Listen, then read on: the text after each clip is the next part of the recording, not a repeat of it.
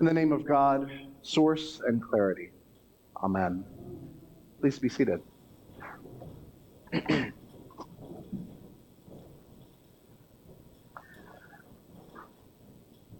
In keeping with our pattern of being late to the party with just about everything related to pop culture, Michael and I recently began watching the HBO series Game of Thrones. A few years ago, it seemed like everyone was watching Game of Thrones and everyone was talking about it and making predictions. It seemed to take over the world. But we had nothing to do with it then. Now we've jumped on the bandwagon, even though that bandwagon has long since left. There's a degree to which it's something of a challenging series to watch. It's a genre that I would describe as sort of historical fantasy. The universe in which the story is set is similar to what we might imagine from pre-Christian Europe. So it's vaguely historical, but it's also definitely rooted in fantasy literature. There are dragons and magical gods, zombies. And it simultaneously follows several threads of storylines that are all of the same sort and loosely interwoven, but each still distinct. I'm not great at keeping up with character names under the best of circumstances, and this show makes it even harder. In an episode that, we watched a few days ago, there was this harrowing scene where two of the characters we're following, don't ask me their names, I couldn't begin to tell you, they were climbing up an incredibly high, icy cliff. Throughout the climb, they face unimaginable challenges. The cold is so intense that ice gathers on the men's beards. The snow is wind-driven and blinding. At one point, when one of their climbing picks landed in the ice, it caused a great fissure in the wall, and a huge chunk of the wall was set loose to fall 1,000 feet, carrying many of its climbers to their deaths. But eventually, the two we're following make it to the top. And just at that moment, just as they reach the top, the storm clears. Sun shines, and suddenly they can see how far they've come. When I think of the story of the Transfiguration that we read today, my understanding of it is always shaped by my visit to the mountain that is traditionally revered as the site where it happened. I've often told the story of the irony that the Christians who've come to worship at that site have actually built a great church there with 3 altars, one dedicated to Jesus, one to Moses, and one to Elijah. We've done exactly what we were told not to do. But after watching Game of Thrones, I'm reminded of another way that visiting the mountain of the Transfiguration has shaped my experience and understanding of this story. Matthew's account of the Transfiguration says that while Peter was still speaking, suddenly a bright cloud overshadowed them. And from the cloud a voice said, "This is my Son, the beloved. With him I am well pleased. Listen to him." The day we visited the mountain, the clouds were hanging low. Once we reached the top, everything was covered in a wet, gray fog. Even as we approached the church, we could barely see it. It just bled through the fog as we got closer and closer. Since that visit, I've always imagined that's how this story happened. I imagine Jesus standing there with Peter, James, and John, enveloped in a soupy gray fog, because that's how I saw it.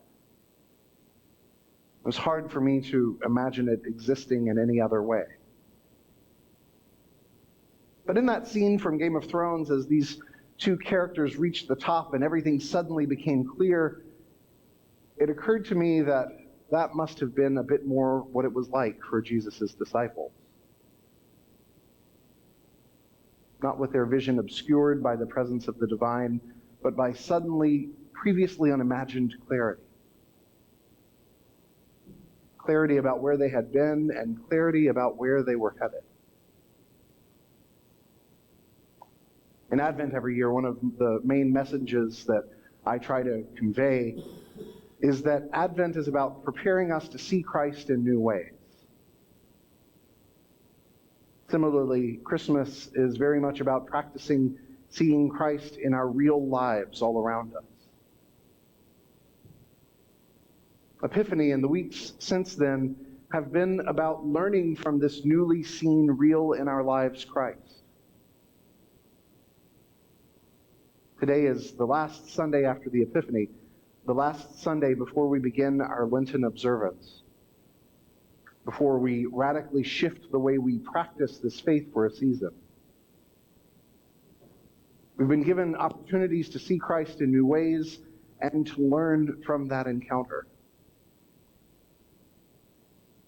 The story of the Transfiguration reminds us that when we encounter God, we are changed. The dramatic moment in the reading is about the way Jesus is changed. His clothes became dazzling white, it says.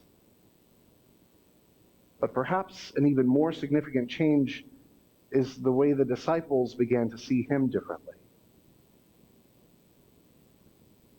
The ways that they began to understand their interactions with him differently. The ways that they probably even began to understand themselves differently. They had encountered God in a new way, and they were changed. The same is true for us.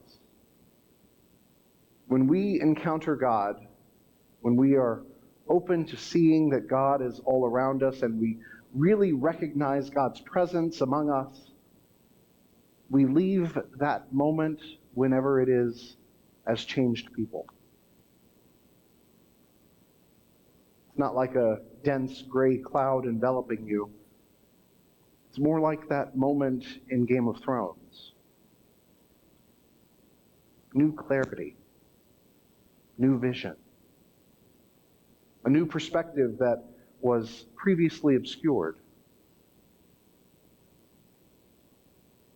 We've all had those moments in our lives that left us changed. Sometimes they're from traumas and moments of sadness and grief. But we're also changed by the good moments. When were some of those moments in your own life when you left a moment changed? Maybe it was holding your child for the first time. Looking into the eyes of your beloved as you exchange vows for how you would share your lives together.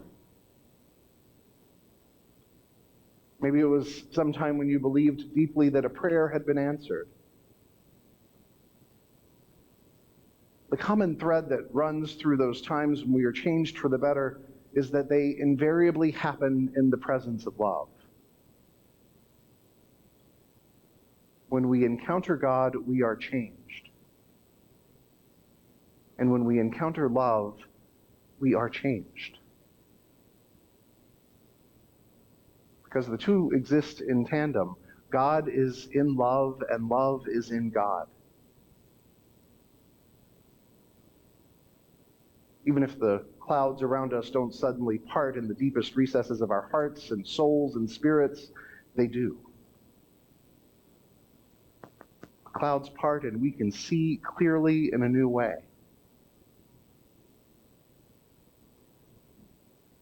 You should be thankful that our live streaming ministry means that I can't play music for you because of streaming rights.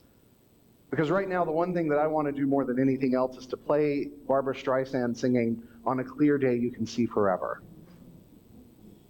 But do yourself a favor and listen to that song sometime soon. Imagine it as a hymn to the Transfiguration. On a clear day, how it will astound you that the glow of your being outshines every star. That's what it's like when we meet God. It is a clear day. May you know many clear days in your life. And may you be an instrument of clarity for everyone you meet. That is the goal and the purpose and the dream of this faith. Amen.